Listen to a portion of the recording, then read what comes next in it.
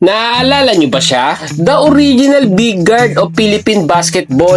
Sa height niyang 6'4", siya na ang pinakamalaking gwardya sa kanyang era noon. Naging varsity ng Mapua Cardinals noong 1970s. 2 taon lamang siyang nakapag-varsity sa Mapua Cardinals. Dahil sa ikalawang taon pa lang niya sa Mapua Cardinals, nag-a-average siya ng mahigit 20 puntos. Idagdag niyo pa ang pagiging walking mismatch sa mga nakakatapatan niyang maliliit na gwardya. Pinag-aagawan na siya ng mga commercial league sa ating bansa. Mga dahilan kung bakit 2 taon lamang siya nakapaglaro sa Mapua Cardinals. Nakuha siya ng koponan ng Crown Motors, farm team ng koponan ng Toyota sa liga ng Mikaa. Miyembro ng ABC Youth Team na nagkampiyon dito sa Manila na tinalo ang China.